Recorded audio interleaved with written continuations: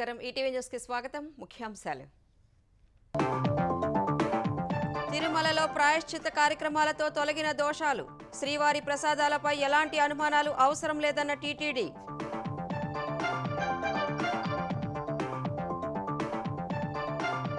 కర్నూలులో high court bench కోసం AP సర్కార్ ప్రతిపాదన. అమరావతిలో అంతర్జాతీయ న్యాయ కళాశాల ఏర్పాటుకు నిర్ణయం. ముంబై నటి కేసులో నిందితులుగా 3 ఐపీఎస్లు. విద్యాసాగర్తో కొమ్మక్కైనట్లు రిమాండ్ రిపోర్టులో పోలీసుల వెల్లడి.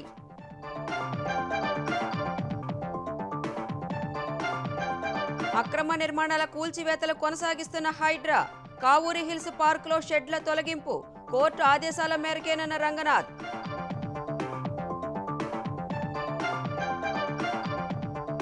తెలంగాణలో పార్టీ ఫిరాయింపులపై 10 మంది ఎమ్మెల్యేలకు హైకోర్టు నోటీసులు. కేఏ పాల్ పిటిషన్పై కౌంటర్ దాఖలు చేయాలని ఆదేశం.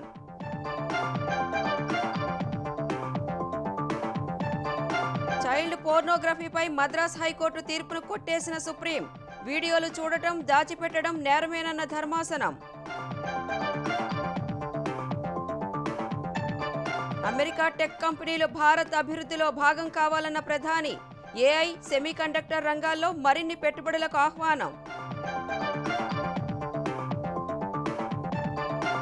హెజ్బొల్లా స్థావరాలే లక్ష్యంగా ఇజ్రాయెల్ సైన్యం భీకర దాడులు. లెబనాన్లో 274 మంది మృతి, 1000 మందికి పైగా గాయాలు.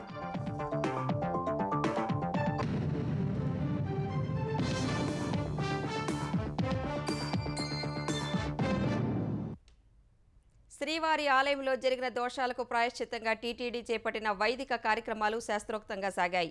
వేద పండితుల మంత్రోచ్చారణలు, మంగళ వాయిద్యాల నడుమ తిరుమల శ్రీవారి ఆలయంలో శాంతి హోమం, పంచగవ్య ఆరాధన, పవిత్ర జల కుంభ ప్రోక్షణలతో పవిత్రత చేకూర్చారు. తెలిసి తెలియక జరిగిన దోషాలు ఈ కార్యక్రమాలతో తొలగిపోతాయని, శ్రీవారి లడ్డూ ప్రసాదంపై భక్తులకు ఇకపై ఎలాంటి అనుమానాలు వద్దని టీటీడీ స్పష్టం చేసింది.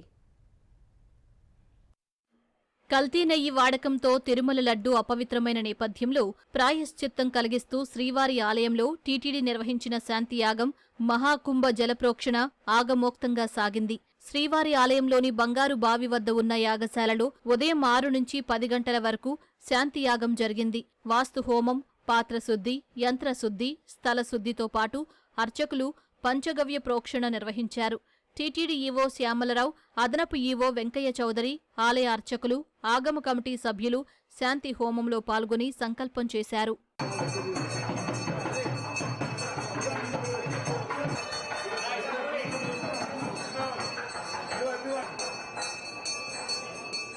లడ్డూ అపవిత్రమైన నేపథ్యంలో భక్తుల్లో విశ్వాసం నింపేందుకు శాంతి హోమం, వాస్తు హోమం చేసిన అర్చక స్వాములు శ్రీవారి పోటుతో పాటు నెయ్యి వాడకం జరిగిన అన్ని చోట్ల ప్రోక్షణ నిర్వహించారు.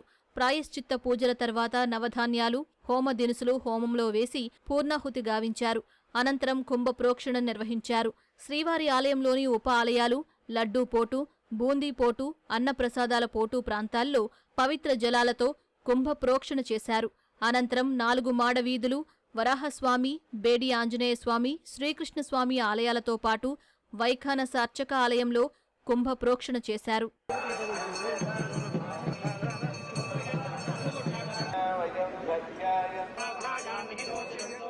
శాంతి హోమం, కుంభ ప్రోక్షణతో అపచారానికి ప్రాయశ్చిత్తం కలుగుతుందని, శ్రీవారి లడ్డూ పవిత్రత పునరుద్ధరణ జరుగుతుందని టీటీడీ ఈవో శ్యామలరావు చెప్పారు.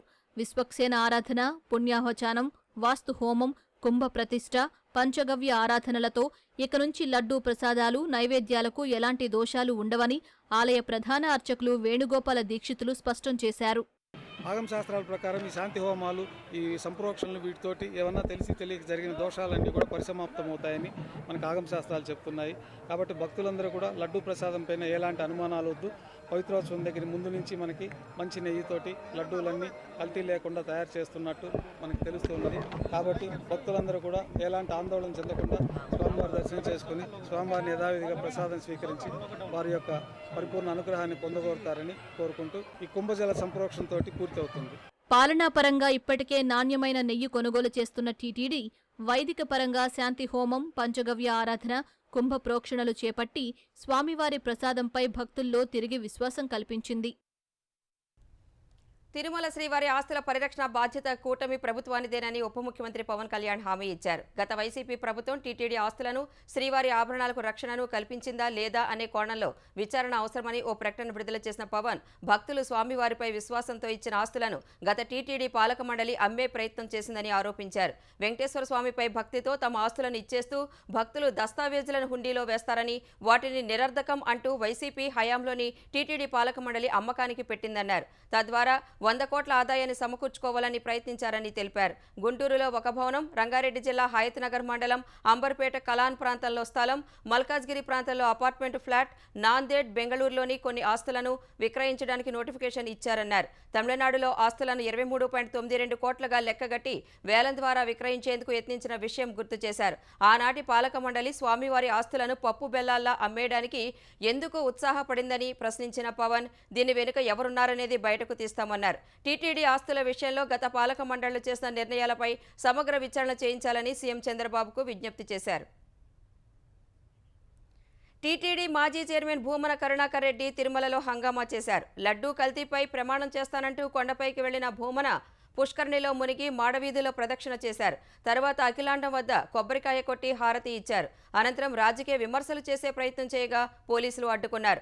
ముందే కొండపై రాజకీయ వ్యాఖ్యలు చేయవద్దని భూమనకు నోటీసులు ఇచ్చినప్పటికీ ఆయన వినకపోవటం వల్ల పోలీసులు అడ్డుకున్నారు. అత్యంత పవిత్రమైనటువంటి లడ్డూలో కళంకితమైనదని కలుషిత రాజకీయ మనస్కులు అత్యంత దారుణంగా ప్రవర్తిస్తున్నారు. వద్దంటే ఆగేది ఉండదు. నేను గాని తప్పు చేసి ఉంటే, నేను నా కుటుంబము సర్వనాశనమైపోవాలని నేటిలో నేను ఏ రకమైనటువంటి తప్పులు కలిగి ఉన్నా సర్వనాశనమైపోవాలని. కర్నూలులో హైకోర్టు బెంచ్ ఏర్పాటుకు అవసరమైన ప్రతిపాదనలు కేంద్రానికి పంపుతామని ముఖ్యమంత్రి చంద్రబాబు స్పష్టం చేశారు. సచివాలయంలో న్యాయశాఖపై సమీక్ష నిర్వహించిన చంద్రబాబు మంత్రివర్గ సమావేశంలో తీర్మానం చేసి కేంద్రానికి పంపనున్నట్లు వెల్లడించారు. రాజధాని అమరావతిలో 100 ఎకరాల విస్తీర్ణంలో bar council of India trust ద్వారా ఇంటర్నేషనల్ లా స్కూల్ ఏర్పాటును ముందుకు తీసుకువెళ్లాలని సూచించారు. జూనియర్ న్యాయవాదులకు నెలకు గౌరవ వేతనం కింద 10,000 ఇచ్చే ప్రక్రియ ప్రారంభించాలని చెప్పారు. జూనియర్ న్యాయవాదులకు శిక్షణ కేంద్రం కోసం అకాడమీ ఏర్పాటు అంశంపైన కసరత్తు చేయాలని సూచించారు. అనంతరం ప్రాసిక్యూషన్ విభాగంపై అధికారులు ప్రజెంటేషన్ ఇచ్చారు. తప్పు చేసిన వారికి శిక్ష పడుతుందనే నమ్మకం కలిగేలా ప్రాసిక్యూషన్ ఉండాలని అధికారులను ఆదేశించారు. ముస్లిం మైనారిటీలకు అందే పథకాలను పునర్వ్యవస్థీకరణ చేయాలని ముఖ్యమంత్రి చంద్రబాబు అధికారులను ఆదేశించారు. ఈ మేరకు మైనారిటీ సంక్షేమంపై సమీక్ష నిర్వహించిన ఆయన ప్రధానమంత్రి జన్ వికాస్ కార్యక్రమం కింద మంజూరైన 447 కోట్లకు సంబంధించి పెండింగ్లో ఉన్న పనులు పూర్తి చేయాలని ఆదేశించారు. షాదీఖానాలు, ఇతర నిర్మాణాలు పూర్తి చేయాలని సూచించారు. ప్రారంభం కాని పనులను రద్దు చేసి పునఃసమీక్ష చేయాలన్నారు. కడపలో హజ్ హౌస్ కోసం నాడు తెలుగుదేశం ప్రభుత్వం 24 కోట్లు మంజూరు చేసి 15 కోట్లు ఖర్చు చేసిందని, 80% నిర్మాణం పూర్తయిందని అధికారులు తెలిపారు. ఈ నిర్మాణాన్ని త్వరగా పూర్తి చేయాలని సీఎం సూచించారు. వక్ఫ్ బోర్డు భూముల సర్వే 2 ఏళ్లలో పూర్తి చేయాలని ఆదేశాలు ఇచ్చారు. వక్ఫ్ బోర్డుకు ఆదాయం తేవడంతో పాటు భూముల అభివృద్ధి ఫలాలు ఆ వర్గానికి అందేలా చూడాలన్నారు. నూర్ బాషా కార్పొరేషన్ ఏర్పాటుకు సీఎం అంగీకారం తెలిపారు. ప్రభుత్వ శాఖలు మత కార్యక్రమాల్లో అనవసర జోక్యం వద్దని, వారి గౌరవాలకు భంగం కలగకుండా పనిచేయాలన్నారు. అర్హత ఉన్న ఇమాంలను ప్రభుత్వ ఖాజీలుగా నియమించాలని తెలిపారు. మసీదుల నిర్వహణకు 5,000 ఆర్థిక సాయం, హజ్ యాత్రకు వెళ్లే వారికి 1,00,000 సాయం ఇచ్చే కార్యక్రమాలకు శ్రీకారం చుట్టాలని ఆదేశించారు. క్రైస్తవులకు శ్మశాన వాటికలు కేటాయించేందుకు కలెక్టర్ల ద్వారా ప్రక్రియ మొదలు పెట్టాలని సూచించారు. తెలంగాణలో కుటుంబ డిజిటల్ కార్డుల జారీకి కార్యాచరణ చేపట్టాలని ముఖ్యమంత్రి రేవంత్ రెడ్డి ఆదేశించారు. డిజిటల్ కార్డులపై మంత్రులు దామోదర రాజనరసింహ, ఉత్తమ్ కుమార్ రెడ్డితో కలిసి వైద్య ఆరోగ్య శాఖ ఉన్నతాధికారులతో సీఎం సమీక్ష నిర్వహించారు. కుటుంబ డిజిటల్ కార్డుల జారీ కోసం ప్రతి నియోజకవర్గంలో ఒక పట్టణం, ఒక గ్రామంలో పైలట్ ప్రాజెక్టు చేపట్టాలని రేవంత్ రెడ్డి అధికారులకు సూచించారు. 1 స్టేట్ 1 డిజిటల్ కార్డు విధానం అమలు చేయాలని ప్రభుత్వం యోచిస్తోందన్న ఆయన రేషన్, ఆరోగ్య సేవలతో పాటు సంక్షేమ పథకాలన్నీ ఒకే కార్డు ద్వారా అమలు చేయాలని వివరించారు. వివరించారు. కుటుంబ డిజిటల్ కార్డు ద్వారా రాష్ట్రంలో ఎక్కడైనా సంక్షేమ పథకాలు పొందేలా ప్రణాళిక చేయాలని సూచించారు. డిజిటల్ కార్డులో కుటుంబ సభ్యులందరి హెల్త్ ప్రొఫైల్ పొందుపరిచి దాని ద్వారానే ఆరోగ్య సేవలు అందించాలన్నారు. అర్హులందరికీ కుటుంబ డిజిటల్ కార్డులు అందేలా చర్యలు తీసుకోవాలన్న సీఎం జిల్లాల వారీగా ప్రత్యేక వ్యవస్థ ఉండాలని సూచించారు. రాజస్థాన్, హర్యానా, కర్ణాటక వంటి రాష్ట్రాల్లో అమల్లో ఉన్న విధానాలను అధ్యయనం చేయాలని ఆదేశించారు. అక్రమ నిర్మాణాలపై హైడ్రా ఉక్కుపాదం కొనసాగుతూనే ఉంది. హైదరాబాద్ మాదాపూర్లోని కావూరి హిల్స్ పార్క్ స్థలంలోని అక్రమ షెడ్లను హైడ్రా అధికారులు కూల్చివేశారు. కావూరి హిల్స్ పార్క్ స్థలంలో స్పోర్ట్స్ అకాడమీ ఏర్పాటు చేశారంటూ కావూరి హిల్స్ అసోసియేషన్ హైడ్రాకు ఫిర్యాదు చేసింది. ఈ ఫిర్యాదుతో రంగంలోకి దిగిన హైడ్రా అధికారులు అక్రమ షెడ్లను నేలమట్టం చేశారు. ఆ స్థలంలో కావూరి హిల్స్ పార్క్ పేరిట బోర్డు ఏర్పాటు చేశారు. అయితే పార్క్ స్థలాన్ని 25 ఏళ్లు లీజుకు తీసుకున్నామని, కోర్టులో స్టే సైతం తెచ్చుకున్నామని స్పోర్ట్స్ అకాడమీ నిర్వాహకులు తెలిపారు. గడువు తీరకముందే అన్యాయంగా నిర్మాణాలు తొలగించారంటూ ఆగ్రహం వ్యక్తం చేశారు. అటు నకిలీ డాక్యుమెంట్లతో స్పోర్ట్స్ అకాడమీ నిర్వహిస్తున్నారని, కనీసం అసోసియేషన్ వారిని సైతం స్పోర్ట్స్కి అనుమతించడం లేదని కావూరి హిల్స్ అసోసియేషన్ సభ్యులు ఆరోపించారు. కావూరి హిల్స్లో కూల్చివేతలపై స్పందించిన హైడ్రా కమిషనర్ రంగనాథ్ కోర్టు ఆదేశాలతోనే చర్యలు తీసుకున్నామని ఓ ప్రకటనలో తెలిపారు. ఆర్టిఫిషియల్ ఇంటెలిజెన్స్, సెమీకండక్టర్ల రంగాల్లో భారత్లో మరిన్ని పెట్టుబడులు పెట్టేందుకు రావాలని అమెరికా అగ్రశ్రేణి సంస్థలను ప్రధాని నరేంద్ర మోదీ ఆహ్వానించారు. అగ్రరాజ్య పర్యటనలో ఉన్న ప్రధాని ప్రవాస భారతీయుల ప్రత్యేక కార్యక్రమం తర్వాత దిగ్గజ టెక్ కంపెనీల సీఈఓలతో న్యూయార్క్లో రౌండ్ టేబుల్ సమావేశం నిర్వహించారు.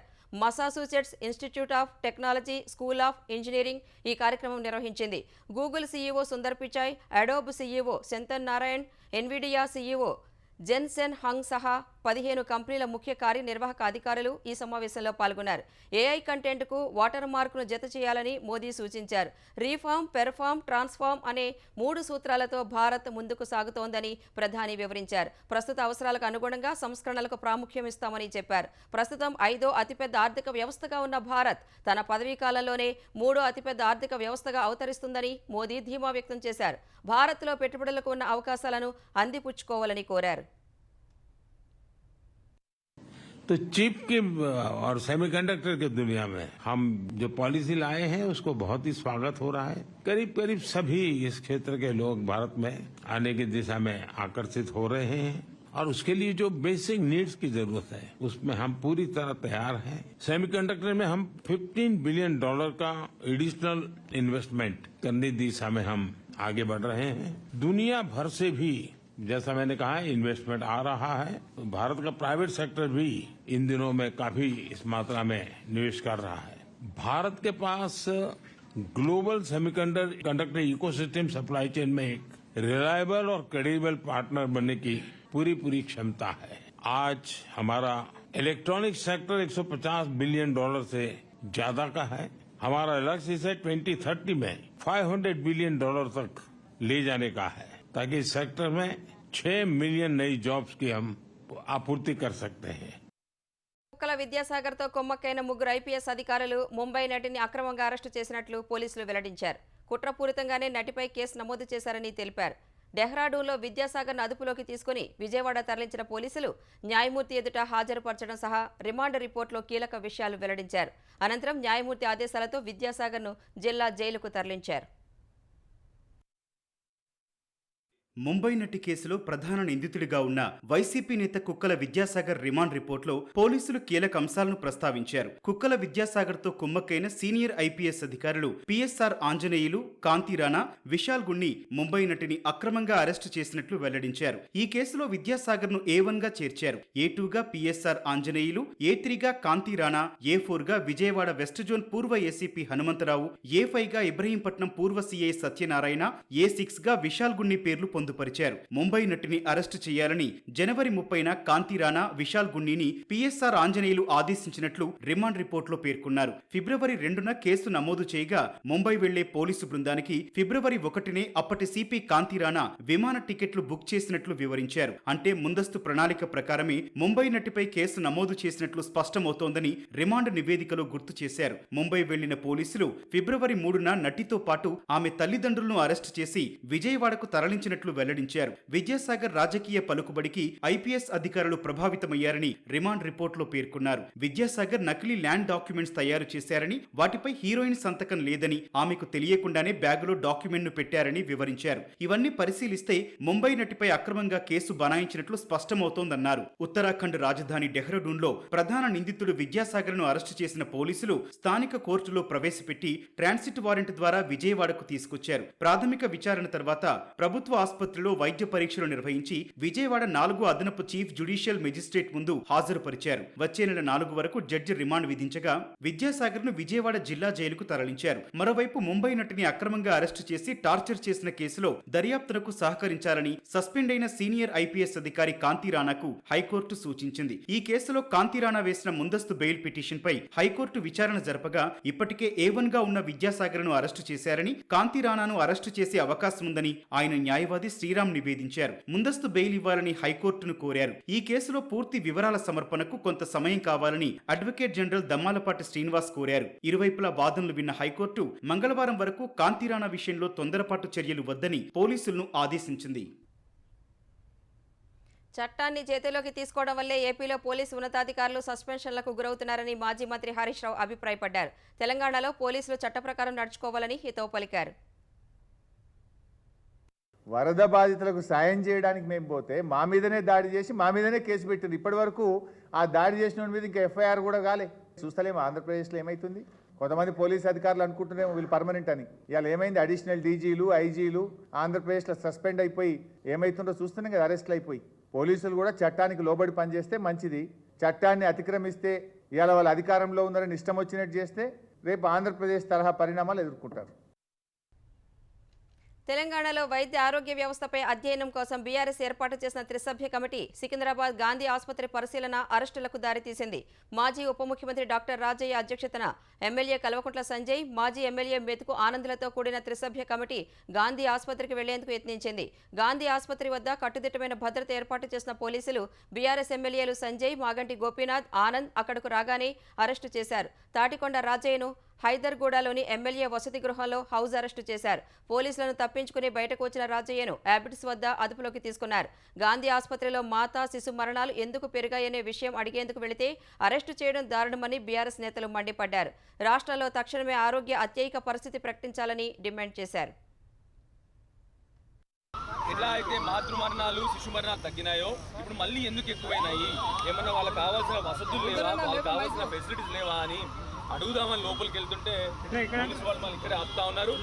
అసెంబ్లీ సాక్షిగా ఆ రోజు నేను ప్రభుత్వానికి చెప్పినాను, మేము మిమ్మల్ని అనవసరంగా క్రిటిసైజ్ చేయము, నిర్మాణాత్మకమైన సూచనలు ఇస్తామని చెప్పి ఆ రోజే చెప్పినాము. చాలా మంది క్వాలిఫైడ్ డాక్టర్లను గ్రామాలకు ట్రాన్స్ఫర్ చేసి మంచిగా ఉన్నదని మీరే చెప్తున్నారు. సంతోషము. మంచిగా ఉన్నప్పుడు లోపలికి పోతే మీ మంచితనమే బయటపడుతుంది కదా. అంటే మీ డొల్లతనాన్ని దాచిపెట్టుకోవడానికి ఈ విధంగా మీరు అడ్డుకుంటున్నారా?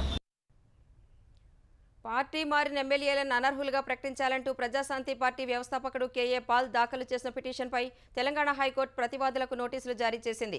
ఓ పార్టీ గుర్తుపై గెలిచి ఇంకో పార్టీలోకి వెళ్లడం రాజ్యాంగ నిబంధనలకు విరుద్ధమని, 10వ షెడ్యూల్ ప్రకారం వారిపై వేటు వేయాలని కేఏ పాల్ పిటిషన్లో కోరారు. దానం నాగేందర్, కడియం శ్రీహరి, తెల్లం వెంకట్రావుతో పాటు కాంగ్రెస్లో చేరిన మిగతా 7 ఎమ్మెల్యేలను అనర్హులుగా ప్రకటించాలని పిల్ దాఖలు చేశారు. దీనిపై హైకోర్టు ధర్మాసనం విచారణ చేపట్టగా పార్టీ మారిన ఎమ్మెల్యేల జీతభత్యాలు నిలిపివేసేలా ఆదేశాలు ఇవ్వాలని పిటిషనర్ కోరారు.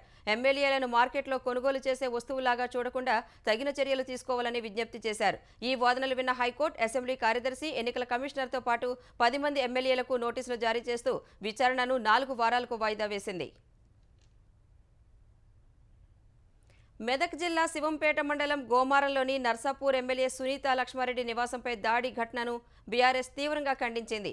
వినాయక విగ్రహ నిమజ్జనంలో భాగంగా సునీత ఇంటి వద్ద కాంగ్రెస్ శ్రేణులు బాణాసంచా పేల్చడాన్ని బీఆర్ఎస్ శ్రేణులు అడ్డుకున్నాయి. దీంతో ఇరు వర్గాల మధ్య ఘర్షణ జరిగింది. వెంటనే పోలీసులు రంగంలోకి దిగి ఇరు వర్గాల కార్యకర్తలకు నచ్చజెప్పి పంపించారు.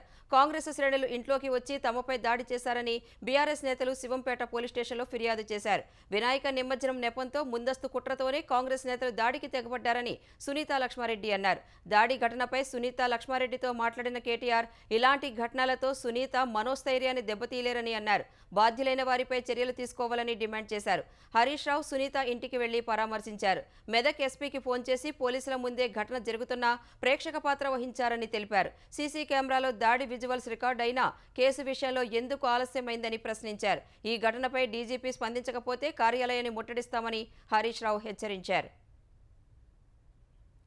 తెలంగాణలో వరద బాధితుల సహాయార్థం ప్రముఖులు పెద్ద ఎత్తున విరాళాలు అందిస్తున్నారు. సినీ హీరో మహేష్ బాబు దంపతులు సీఎం రిలీఫ్ ఫండ్కు 50 లక్షల రూపాయల విరాళం ఇచ్చారు. ఏఎంబీ తరపున మరో 10 లక్షలు అందించారు. ఈ మేరకు సీఎం రేవంత్ రెడ్డికి విరాళం చెక్కును మహేష్ బాబు దంపతులు అందజేశారు. పంచాయతీరాజ్ శాఖలో సాధారణ బదిలీలను కూటమి ప్రభుత్వం పారదర్శకంగా నిర్వహించిందని ఏపీ పంచాయతీరాజ్ గ్రామీణాభివృద్ధి శాఖ ఉద్యోగుల ఐకాసా ప్రతినిధులు తెలిపారు. గతంలో ఎప్పుడూ ఉద్యోగుల బదిలీలు జరిగినా ఎన్నో విమర్శలు, ఆరోపణలు వచ్చేవని ఇప్పుడు ఎలాంటి వివాదం లేదన్నారు. ప్రజలకు దగ్గరగా ఉండే తమ శాఖను ఉప ముఖ్యమంత్రి పవన్ కళ్యాణ్ బాగా నడిపిస్తున్నారని చెప్పారు. ఒకే రోజు 13,326 గ్రామ పంచాయతీల్లో గ్రామ సభలు నిర్వహించడం సాధారణ విషయం కాదన్నారు. ప్రభుత్వం తమపై నమ్మకంతో వివాదాలు లేకుండా బదిలీలు ఎలా చేసిందో అలాగే తాము కష్టపడి పనిచేసి ప్రభుత్వానికి మంచి పేరు తీసుకొస్తామని చెప్పారు. మరి ఎటువంటి సిఫార్సులు కానీ ఒత్తిళ్లు లేకుండా ఆ ఉద్యోగాలు ఇచ్చినందుకు మరి మేము కూడా క్షేత్రస్థాయిలో కష్టపడి పనిచేసి సమర్థతతో పనిచేసి నిబద్ధతతో పనిచేసి ప్రభుత్వ కార్యక్రమాలన్నీ కూడా సజావుగా ముందుకు తీసుకెళ్ళడానికి సాయశక్తుల ప్రయత్నం చేస్తామని తెలియజేస్తా ఉన్నాం. ఇంతకుముందు 15 ఫైనాన్స్ గ్రాంట్స్ కూడా వెంటనే వచ్చాయి కావు, కొన్ని ఆగి ఉన్నవి. అవి కూడా ప్రభుత్వం రాగానే వెంటనే రిలీజ్ చేశారు. మరొక క్వార్టర్ కూడా దాదాపు ఇంకా 4-5 రోజుల లోపు వస్తుంది. అంటే ఇవన్నీ ఇంతకుముందు పెండింగ్ ఉన్నాయి కూడా వెంటనే రిలీజ్ చేస్తున్నారు. ఇమీడియట్గా వచ్చేసి గ్రామ పంచాయతీల అభివృద్ధికి ఈ నిధులన్నీ తోడ్పడి అభివృద్ధి చెందుతాయని తెలియజేస్తున్నాం. లెబనాన్లో హెజ్బొల్లా స్థావరాలే లక్ష్యంగా ఇజ్రాయెల్ దళాలు మారణహోమం సృష్టించాయి. దాదాపు 300 హెజ్బొల్లా స్థావరాలపై దాడులు చేసినట్లు ఇజ్రాయెల్ సైన్యం వెల్లడించింది. ఈ దాడుల్లో 274 మంది మృతి చెందగా 1000 మందికి పైగా గాయపడినట్లు లెబనాన్ ఆరోగ్య శాఖ తెలిపింది. దాడులకు ముందు దక్షిణ లెబనాన్లోని స్థానికులకు ఇజ్రాయెల్ హెచ్చరికలు చేసింది.